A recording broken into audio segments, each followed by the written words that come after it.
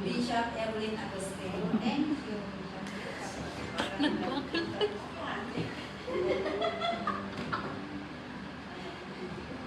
Lord, salamat po sa pagkakataon na ito na kami muli ay makinig. Yes, Lord. Hindi po kami nagsasawa na mag-aaral at nakikinig at mag-i-stay sa iyong presensya. Lord, I pray, bless your people, bless your word that we are about to hear, O God. Father, thank you. Give us your wisdom and understanding. In Jesus' name, Amen. Amen. Pwede tayong magpakaganda yung kanta. Sabi niya, I have two hands, one heart to offer you, and one life. Yes, we have one life to offer to the Lord God. And ngayon kata ipusa lang di ating ibigyan na kunadan. Naalala natin isang magtulong na yan di praise. 10 daw ang buhay ng pusa. Ay siyam. Pero ang tao, we have one life to offer. We have one life to offer. And if we fail to offer our lives, wala na, mga kaibigan. Kaya sana po pagbutihin natin ang ating paglilingkod sa Panginoon. Amen po ba? Amen. You know, habang nung namatay yung kapatid namin, doon sa St. Peter, yung kung saan yung room namin, kakatabi yan, tatlo na pintuan. Kakatabi yan. Yan lang, dito kami, yan yung isa.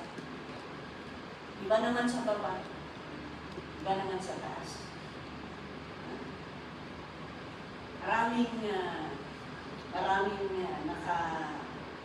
Maraming nagbabatay mo. Ang pastor natin, nagmamarcha sila ng gabi. After ng service sa resurrection, punta sila sa St. Peter. After St. Peter, pupunta sila kung saan na naman ang mga kapatiran natin na nakamansayag kami. At doon pinag-iitan nila. One life to live. So this is my encouragement. Antay ko huwag natin gagaanin ang ating paglilingkod sa Panginoon. Tutuhanin natin dahil hindi natin alam kung ano ang mangyayari sa buhay natin. Amen? Amen. So, kaya man niya, kapay nga, daka magtagtang-tanaw niya yung kabaong. Tanaw niya yung kabaong na. Pinag-inawa na kami ko sa sana ba kan? Tapos nung tinitingnan, biglang kasana nga makikito. Akay, bakit? Ano pa ang nakita mo doon? Tapos nung tinignan nila, sabi daw yung may nakasulat daw doon. Yung nakasulat doon, sabi daw niya, ako ngayon, ikaw naman bukas.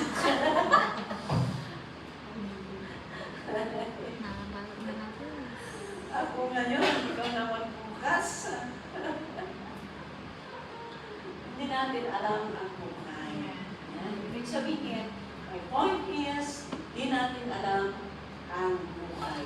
Kaya, sana po pagbutihin natin ang ating paglilingkod sa Panginoon dahil hindi natin alam kung ano ang susunod sa buhay natin.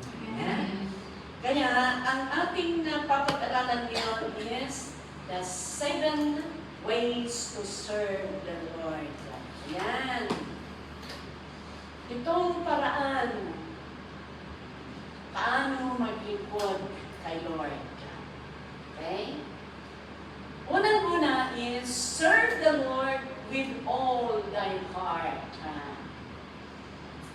paglingkuran natin ang Panginoon buong puso. Kung buong puso, ibig sabihin, may katotohanan. In Deuteronomy chapter 10, verse 12. Okay, kayo na magbasa. Kaya basahin ninyo. 1, 2, 3. And now, Israel, what does the Lord your God ask of you but to fear the Lord your God, to walk in obedience to Him, to love Him, to serve the Lord your God with all your heart and with all your soul. Yan. Let us serve the Lord with all our heart. Alam niyo, para hindi masayang yung paglilingkod ninyo sa Panginoon, para hindi masayang ang sakripisyo natin sa Panginoon, sana ang klase ng ating paglilingkod, ginagawa natin sa Panginoon, kasama yung puso. Amen. Yan. Kasama yung puso natin. Yan. Hindi yung hangay na di ay pampamayan lang na panagserbi. Sabi, biro ka ni Apo Diyos, di jay ang serbi nga magapong puso kayo. Yan. Yung talagang paglilingkod nagkaling sa puso natin. At sana lahat ng ginagawa natin dito, yung pagpunta natin dito, pumunta na tayo dahil mahal natin ang Panginoon. Amen. Amen? Kumanta tayo dito sa harapan dahil mahal natin ang Panginoon. Nagpupuri tayo sa Panginoon dahil mahal natin siya. At sana lahat ng ating ginagawa ay nanggagaling sa ating puso. Amen. Yan po ang hinahanap ng Panginoon. Amen? Amen. Okay. Number 2.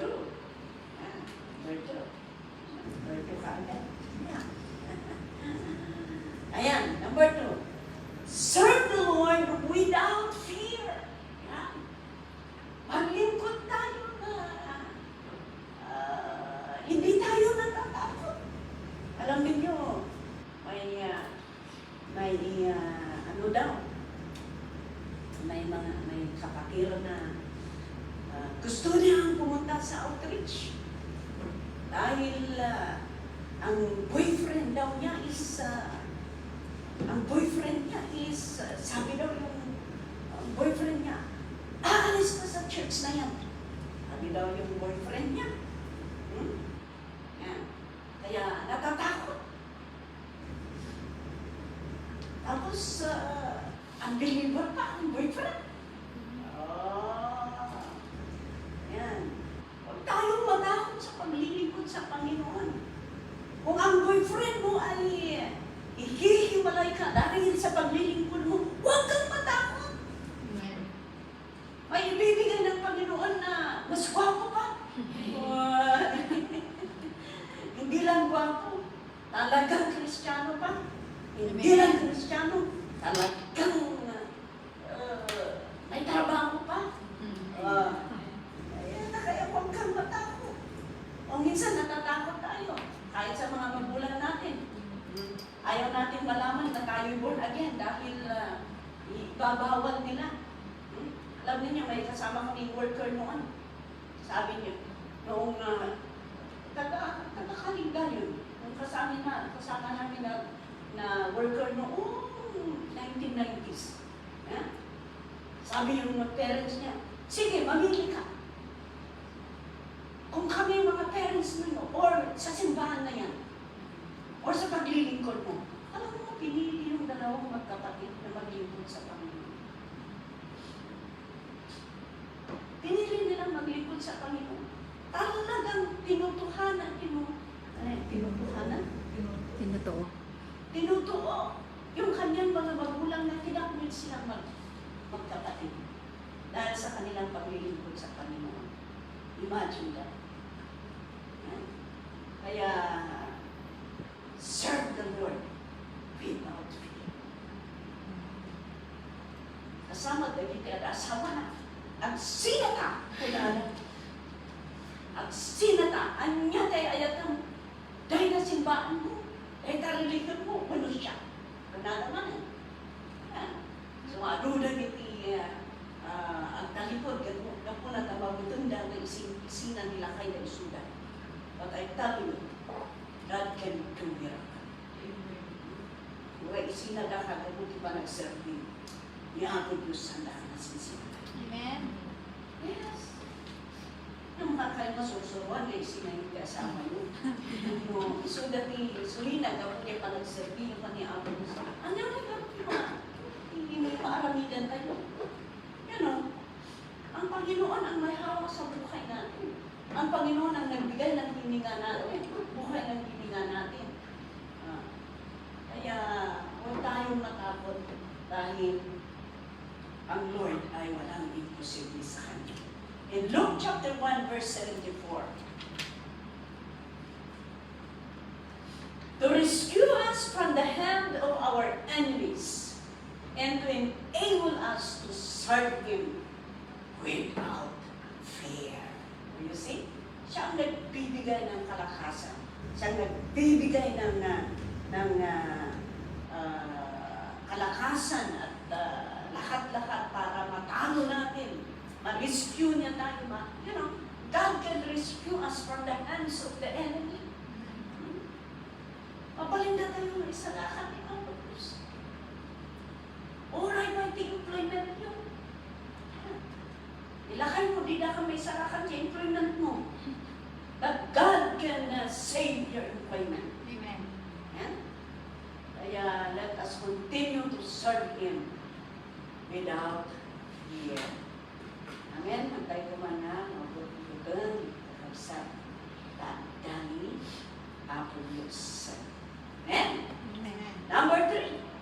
Number 3 na tayo, 73. Number 3 is serve the Lord with gladness. Yan. Sana nagagalak tayo. Nakasagay. Makatuturo. Hala.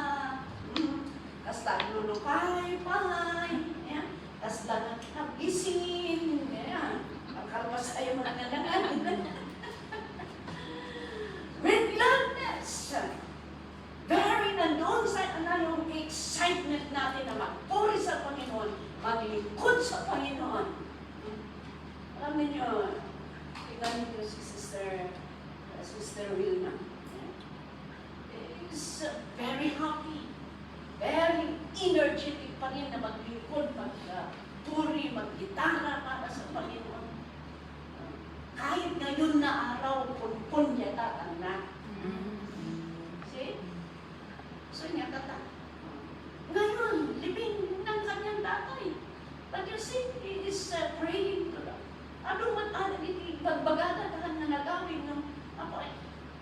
Nagrigat ni man niya, biro ti trabaho. Yan. Let us serve God and do not fear. God will make a way. Yan. Lingkod tayo sa Panginoon. Nandoon sana yung kagalakan ng puso natin na maglingkod sa Panginoon. During your day off, sana nandoon yung kagalakan ninyo. Serve the Lord with gladness. Amen. Mag-day-off tayo kung ikaw ang solitaire. Hallelujah. Hindi ka pa nakakalalabas sa bahay ng amo mo. Yan, kinakanta mo na yung line-up mo. Di ba? Yung line-up mo, kinakanta mo na. Kung ikaw magagamit dito, kakanta ka para sa Panginoon. Ayun. Diba, sinisend ninyo ang kantahin ninyo sa offering at saka tithes and offering sa grupo ninyo. You can do that so that you will practice. Kahit sa bakay ninyo, pagdating na ninyo dito, memorize na ninyo. Wow! Diba, ang ganda yung galing, ano? Ang ganda yung gano'n. Na kailangan natin masayang-masaya na maglingkod sa ating Panginoon. Alam niyo yung mga ex-Hong Kong na umuwi sa Pilipinas. Yung mga bagong-bagong umuwi, parang nag-a-adjust sila. Dahil, siyempre, parang nanggaling sila sa langit na umuwi sa loob. Grabe na. Bumalik talaga. From heaven to earth. But they are so happy serving the Lord. Yeah? Masayang-masaya sila na maglilingkod sa Panginoon. Pinipinan ko lahat sila. Naku, puro sila senior na. karamihan sa kanila talagang mga senior na. But they are happy serving the Lord. Amen. Ayan, nagpapatuloy pa rin sila sa Pilipinas. Kahit ganun, kung minsan na, siyempre, ito, parinay ko sa inyo. I encourage you to continue your SSS. Ituloy ninyo ang mga SSS ninyo kung nag-stop. Ituloy ninyo. Tingnan ninyo. Karamihan yung umuwi. Ang survival nila ngayon yung SSS nila. Yes. Because malaking bagay yun. Malaking bagay yun. Kaya encourage ko na bawat isa sa inyo kung na-stop ninyo ang SSS ninyo, i-continuous ninyo. Dahil malaking nakakatulong yan. Kahit man lang yan ang investment ninyo. Dahil kailangan ninyo yan kung mag-senior kayo. Hindi ninyo namamalayan, senior kayo gaya mo na agawin. Ubing kayong invite dito, pero ang daming nga umuwi na, senior na sila. Kaya I would encourage everyone so that tamiwan kat ka, uray na ang trabaho na. Wala silang trabaho, talaga mga senior sila. Pero masaya silang naglilingkod sa Panginoon. Alam niyo, pinoprovide ni Lord sa pamamagitan ng mga SSS nila. Kahit unti-unti pa, pero at least matawag silang pensionada. Uray ba silang nagpipensyon? Pero at least mayroong kang inaantay. And let's continue to serve the Lord with gladness. Amen? Ang tayo ko mga mapilipilitan na serve. Tayo ko mapilipilitan magpaaramat gani ang Diyos. Amoy maglabas di pa naman. Kung saan tayo mai-invest na time tayo. Mag-serve ti ako. Ay, ang dipdip pa tayo ito man di pa nagbabawi. I tell you. Kaya, ngayon pa lang na may magawa tayo para sa Panginoon.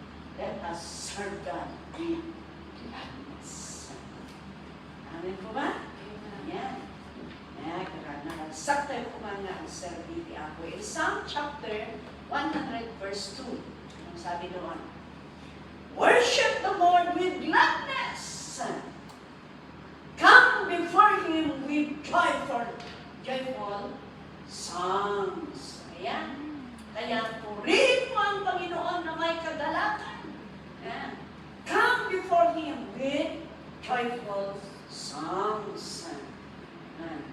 Ang nga diya katatal mo, kasi na tayo mga bispisin mo na. Kasi na tayo makatuturo. Ayan. Ayan.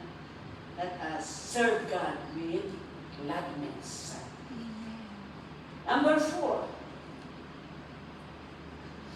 Number 4 is serve the Lord with a willing mind. Yeah. Serve God, serve Him with a willing mind.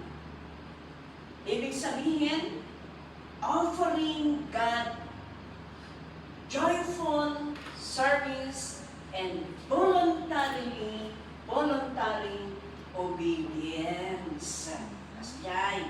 Anya, pagpilitan nga, pang-aramin, hindi ba ipapa-aramin? Huh? Yeah. Because God search all our hearts. And He values our inner motives and genuine devotion natin. Ayan, serve the Lord with willing mind. Yan. I-offer mo kumadi, ragsak mo nga panagserbi. Yung voluntaryo na panag-obey, hindi yung mapipilitan. Hindi yung napipilitan. Dahil, alam niyo, sinesearch ng Panginoon ang puso natin. At binavalue ng Panginoon ang motibo natin at nakikita niya yung genuine na devotion natin. Yan. Mo yung nakamaskara na ang dayaw ti Apo. Hanga diya ti Chibuli. Ang talagang tunay kung galing sa puso. Voluntaryo. Willing kang na talaga. Nagkakawin mo para kay Lord. Yan ang hinahanap ng ating Panginoon. Yan ang hinahanap ng Panginoon at ng lasi ng paglingkod sa Kanya. Ang gabi, iskaman ang Yusif. Sobrang buti lang mo. Tapos ano nga dahita? Tapos ano? Sige manawin. Napipilitan. Napipilitan na ayaw ng Panginoon niya. Kailangan yung willingness natin na maglingkod sa ating Panginoon. Amen? Amen. So nga, aman ko at mapipilitan. Amen. Naragsak tayo kumangkag sa para kami ang Diyos. Para itato kaya ni ang Diyos. Okay. First Chronicles. Basahan na natin. First Chronicles chapter 28, verse 9. Kayo nga magbasa kasi medyo maliit. Bagay ninyo. Yan. 1, 2, 3. And you, my son Solomon, acknowledge the God of your father, and serve him with wholehearted devotion and with a willing mind. For the Lord searches every heart and understands every desire and every thought. If you seek him, he will be found by you. But if you forsake him, he will reject you forevermore. Tingnan ninyo. Napakaganda ito. Sabi, serve him with wholehearted devotion. Wholehearted. Hindi yung half-hearted. Talagang buo na puso. Naka-devotion sa Panginoon. With a willing mind. Yan. For the Lord searches every heart and understands every desire and every thought. Tapos sabi niya, if you seek Him, He will be found by you. But if you forsake Him, He will reject you forever. Delikado yan. Kaya wag natin i-reject ang Panginoon. Yan. Pagkamit tayo buong puso, buong kaisipan, maglingkod na may katotohanan. Hallelujah. Amen. Habang malakas tayo, maglingkuran natin ang Panginoon. Natin hangayaan na kung hindi niya kaya yung katawan natin, saka lang tayo sasabihin, Lord, give me a chance to serve you. It's good kung may second chance sa paano na kung wala na ang second chance. Alam niyo yung kapatid ko, talagang papasalamat ako sa Panginoon dahil noong pumunta dito pumunta sa atin, free believers. More than 1 year niya dito. Nakita ko yung kanyang paglilingkod sa Panginoon. Hanggang umuwi siya sa Pilipinas, pinagpatuloy pa rin ang kanyang paglilingkod. Hanggang siya po, binigyan siya ng inandal niya na isang pioneering church. Kung dumaan sa wall ninyo, yung balikangkang na pataas pa na ginagawa nila, yung daanan, dahil pataas yung papunta sa church. Pero ginawa pa rin niya ang kanyang makakaya kahit nararamdaman niya na nanghihina ang kanyang katawan. But she did everything na maglingkod sa Panginoon. Kaya I believe that wala siyang regret na ganun na, kahit ganun ang nangyari, hindi binigyan ng Panginoon ng pagkakataon na mabuhay mo. But at least, ginawa niya ang kanyang makakaya na maglingkod sa ating Panginoon. And she is just 52 years old. Mas bata pa sa akin kasi adik ko na. Pero, ayan, hindi naman bigyan ng Panginoon yung pagkakataon na patuloy na maglingkod sa kanya. Kinuha niya. Kaya, tingnan ninyo ang buhay. Napakadali. No? Mula yung sabi ng doktor, noong na-diagnose siya na kailangan mag-chemo ng 12 cycle. No? Noong na-diagnose niya, lumabas yung resulta ng MRI niya. Sabi ng doktor, mabubuhay ka lang. Mabubuhay ka ng 3.5 years. Sabi niya, 3.5 years na mabubuhay daw. Pero kailangan na maggamot siya, tapos kailangan mag-chemo siya with 12 cycles. But you know, wala nung sinabi yun, parang more than one month lang. Parang more than 1 month lang, wala na, umatay na. Tingnan ninyo, kahit sabihin ng doktor na 3.5 years, wala pala. Kaya you cannot really predict yung buhay mo dahil ang Diyos ang may hawak sa lahat. Amen?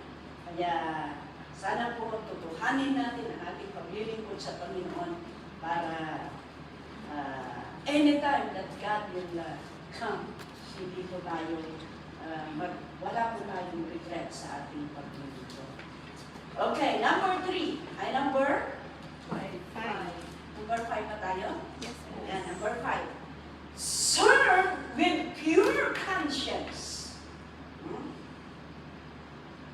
Serving with a pure conscience means acting with integrity, sincerity, and undivided devotion. Ano yung serve with pure conscience? Talagang pure. Pure. Meaning undivided. Hindi pure na awan di pa kakukonsensya ka. Kasi talagang gagawin mo na walang bakit ba. Diba nung paminsan katwan? Maintaining a clear heart in all your actions and relations. Aside from that, alam may surat ko dito ko na, right you wrong. Kaya na sa uwan nga, palintigang dyan na kilo. Tamaawan, di ba kakonsensya siya?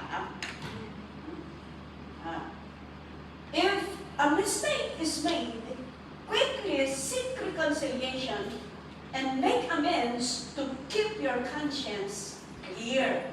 For example, kung may pagkukulang ka, kung may ginawa ka, then, iayos mo ka agad. Tamawan di pa kakonsensyahan. Example, mayroon kayong hindi pagkaunawaan. Okay? Mayroon kayong hindi pagkaunawaan. Ayusin mo ka agad, makipag-reconcile ka. Dahil kung hindi mo ginawa yan, tapos namatay na yung tao, ay, konsensya mo yan. Kaya, ganun po mga kapatid. Let us serve with pure conscience. Example ngayon. Ngayon na gawin mo, tutuhanin mo na ang maglingkod. Huwag mo nang ipabukas dahil hindi mo alam kung anong nangyari. Madamdaman at bababawi ka ito. Sabi yung isang kapatid mo, sabi niya, tama pala, pastor, sabi niya.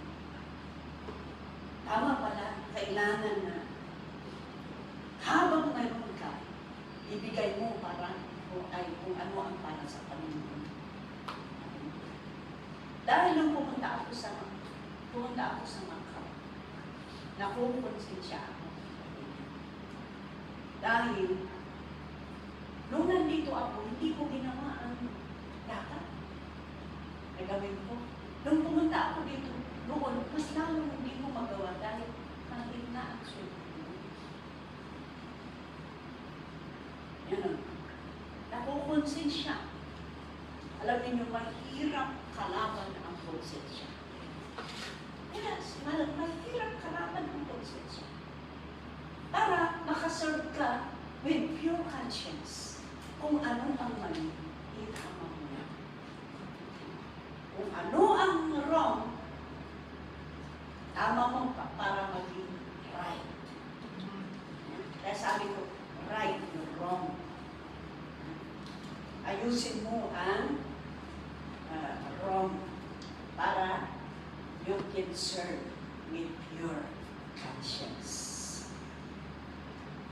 Amen. Amen. Amen. Praise God. And number 5. Number 6. Number 6. Okay. Number 6 is serve God acceptably with reverence. Yeah? Serve God acceptably with reverence. Ibig sabihin, worship and live for God in a way that pleases Him. Yeah? Dawyawan kung agyan ka para kani Amo Diyos na makaayayo kenkwana. Makaayayo ko na yan tayo. Dijay, aramidin tayo. Ada ko man, dijay patunay na panang respeto tayo kani Amo Diyos. Panang recognize tayo, iti panakabalin na kan ikinasanto na. Yan. So nga, nag-right din tayo worship kami Amo Diyos. Worship mo isuna gapuan ikinasasino. Worship mo gapuan isuna gapuan nakabana. Worship mo gapuan isuna gapuan iba. Worship mo gapuan isuti ng bibigyan kay Anso. Amen. Amen. Amen. Amen? Amen. Kaya in Hebrew chapter 12, verse 28. Hebrew 12, verse 28, sabi niya, therefore, since we are receiving a kingdom that cannot be shaken, let us be thankful and so worship and acceptably with reverence and yan. So na yaman tayo oray mo siya, sino tayo, pinili na tayo ni Amo Diyos. God had chosen us. Nung ako lang na ni Amo Diyos, mamanaan ka na isang salakan ka ipurong ka. Ang ka na isang salakan ka, ang ka na maikarikan niya. Kawang kwartang. When harang ka ng isang salakan, nakasulsul ka. One other mo, kung may po namin. But you see, we thank the Lord because salakan na tayo ni Apo at dalang katiray tayo na agdayaw na nagsabi ka. And the last one is serve the Lord in all humility. Serve the Lord with all humility. Dapat ako mati para ipagpakumbabata yung nagserviti ako. Maminsan maminsan swat na pride ti tao. Mamunyo, once na pride ti tao, awan na makapagservi ka niya ako Diyos. So na, yaman tayo in Acts chapter 20 verse 19. I serve the Lord with great humility and with tears in the midst of severe testing, but the plots of my Jewish opponents. Serbitan nyo nga, pakumbaba ng taka niya ang Diyos. In the midst of severe testing, oray andaan kayong kanaitang nga iti panubok tibiya. Rado na iti panubok ti panagyan kayo. Serbitan nga taka niya ang Diyos. Amen? Serbitan nga taka. Rado na iti banbanag mo mo iti panagserbitan. Kung saan ko mga mabalim, antay ko mga ipanubos na tagitagan, testing, isuti makaabakan, di siya pamati tayo. Ang ko mga umanay tagitagan na umadaywan tayo ka ni Apo Diyos. Nakarkaro na umadayo tayo ka ni Apo Diyos, awanan, anyang yung tinadlo mga kumanganan tayo.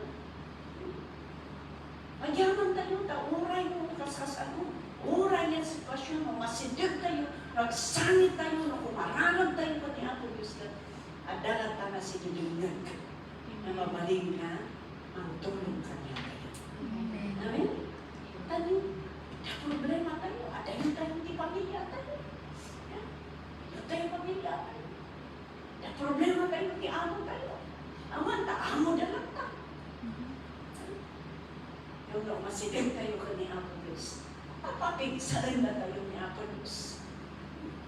May lata niya strength niya, kung mararat tayo, kung baba tayo, kung mararat tayo ni Apo Diyos, iparang tayo amin ka ni Apo Diyos, naging sitwasyon tayo. Ito ni Apo Diyos, na niya panakapalagan. May di panakapalagan, naging puso tayo. Puminsa tayo manan ka pa. Uray kas ano, marami tayo, titrabaho tayo, marami tayo lahat, ipanagservi tayo ka ni Apo Diyos. Tunod din tayo na sipsiputan, mayat manan ang sitwasyon. Hallelujah. So, nagito'y dahil iti lesson tayo and patuloy tayo serve, patuloy tayo latang na aramidan, kaya nagito'y banag na dapat na aramidan tayo para ganyan. Last verse, man ay 1 Corinthians chapter 15, verse 15. 1 Corinthians, ayan. Therefore, my brothers and sisters, ayan, stand firm. Stand firm, sabi niya. Let nothing move you. See? The word na nothing. Awan ko man di makagaraw ka na kayo. Let nothing move you. Always give yourselves fully to the work of the Lord. Itan yung kanayon, tignan yung serviti ako. Because you know that your labor in the Lord is not in vain. Amen. See? Na ang muyo nga nagiti, gungunayo saan na mabuhaw. Kung lagi kaya nakamidan nyo, that ang dati servin natin ni ako Diyos. That's why in Galatians chapter 6 verse 9, ano tayo yan? Galatians chapter 6 verse 9. Yati ko na na. Ito. That's why, let us not become weary in doing good. Hantay nga mauma nga garamid iti na iba. For at the proper time, we will reap a harvest if we do not give up. You see? So maagami ka matag aniam. Isupapag ti panagservin no saan ka nagdiba. Mabilit man kang mabayad. Importante ang kagdiba at kanikan ko. Magami ka. Verse 10. That's why in verse 10, therefore, as we have opportunity, tingnan ninyo, habang adati opportunity, habang may pagkakataon, habang adati undawan, let us do good to all people. Especially to those who belong to the family of believers. Yan. Sumantay humanga maupuma at servi ang susuporta sa trabaho ni Apo ay tunchit muna. akan. Amen. Ngayon kasi data. No, agmulmula ka. Tumubo siya muna. Agmula ti agmul. Ano yan? Uray may isang na bukal data, mga imula data. Tumagtubo. Agbunga ti agmul. Nung pupot ito ang lata na saan mo magmula. Awan, awan ka tutubo. Diba? Kaya so yan. Wah, hindi ka kastoy mo lang talaga. Awan, pulos kang tubo. Iso mo ako na J. Proverbs. Saan yun? Yung sabi niya na, the more you give, the more you reap. Pero, if you withhold, mas lalo kang magiging agony. Can you help me to find that?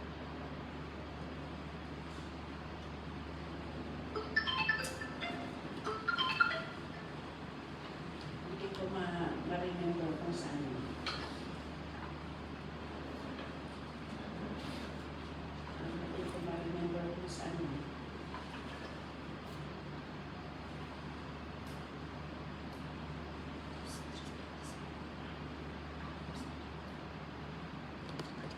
Meron?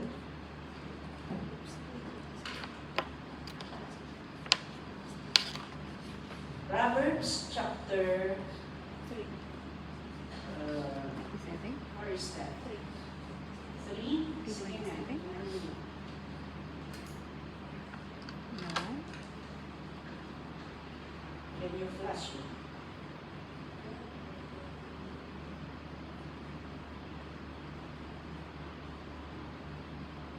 Proverbs 10:21 or paki-flash mo?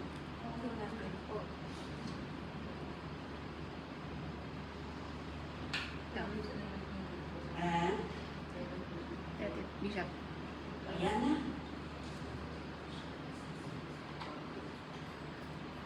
Hindi. Iba. Ano? Yan. Ah, Proverbs 11:24. 11:24. Ang taong Sige na. Oh, yeah, I think. Yes. mayaman. ah. One person, ayan, totoo. Yan. One person gives freely, yet gains even more. Ayan. Siyempre, kung nagtatanim ka, sabi ko nga, magbubunga yan ng marami. Ha? Pero sabi niya, yet gains even more. Another withholds unduly, but comes to cover. Kung ang dami kakastoy mo, idudulin mo, mabukbuk, di ba? Mabukbuk. Nung maanay, ang naanay ka, anay kayo. Ang lubukbuk, bukan. Yan. Yan. But if you give, you gain more. But if you withhold, yan. Totoo yun sa ating na panahon. Kaya let's continue to serve God aside yung servisyo natin. Let us also support the work of the Lord. Amen. Amen. Salamat Lord sa iyong salita na aming nakapigad sa hapon ito. Dalangin po namin, Panginoon, na itanim mo sa aming puso para anuman ang mga problema, anuman ang mga sitwasyon, Lord, maalala namin ang iyong salita. At kami po ay may maglingkod na may katotohanan, maglingkod na may kagalakan, maglingkod na walang reservation, maglingkod na buong puso. Lord, dahil yan po ang hinahanap mo sa bawat isa sa amin. And we love you with all our hearts, O God, so that if you will come, wala pong makakahadlang, Panginoon, sa pagpasok namin sa iyong kaharian. Bless mo ang bawat isa, Panginoon. In Jesus' name. Amen. Amen. At bless everyone, palakpakan mo natin